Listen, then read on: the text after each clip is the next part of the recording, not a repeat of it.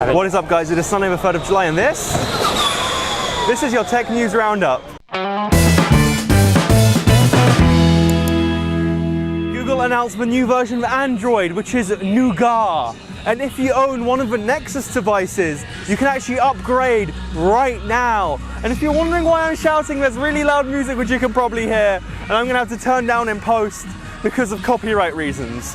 Anyway, Android Nougat is mostly slight improvements, things like doze and visual improvements and things that are mostly under the hood, but it does prove that they're taking sort of steps further forward as we look towards what is inevitably going to end up as parity between iOS 10, well, iOS in general, and Android. In other news, there was the first fatal crash of a self-driving car this week. It is terribly sad news, but the other day the police did confirm that there was a DVD player found in the car, and what seems to have been happening was the driver wasn't paying attention whilst the car was autopiloting. The autopilot failed to see a white van due to sunlight, and the driver just wasn't paying attention and ended up crashing. It was fatal, but it's weird because it's one of those things where we need to wait for a bit of time to pass. The biggest issue is it's hard to predict how many fatal accidents it's prevented. And as with anything that's not human, people instantly jump to assuming that's one fatality that could have been prevented even if it couldn't. The reality is that AI doesn't have to be perfect, it just has to be better than human beings. And one fatality in 2 years, frankly speaking, isn't too bad.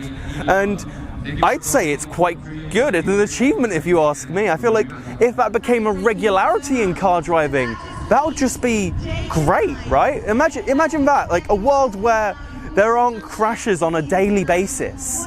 But inevitably, a lot of news sites will make sure to put emphasis on the fact that it was a fatal accident in a car that was driving itself, and won't focus on the fact that there have been many which have been prevented up to this point. Finally, in the spirit of Formula E, we can't end this episode without talking about what happened here today. So Sebastian Buemi has won the World Championship after setting the fastest lap in the race, after both Lucas di Grassi and Sebastian Buemi collided in the first corner, and it was hectic with cars all over the place and free safety cars, just cars all over the place. Crashes, more crashes, and then crashes after that as well. So it was definitely hectic. We think di Grassi might have been disqualified for that crash in the first corner. No confirmation there.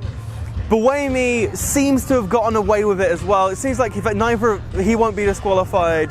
At the end of the day though, it seems that he has just about managed it in the cruelest of ways. Neither of the drivers would have wanted to win it in that way. They would have wanted to have it on track, sort of side by side, but it wasn't to be, unfortunately. Anyway guys, thanks for watching. If you liked the video, make sure to hit like.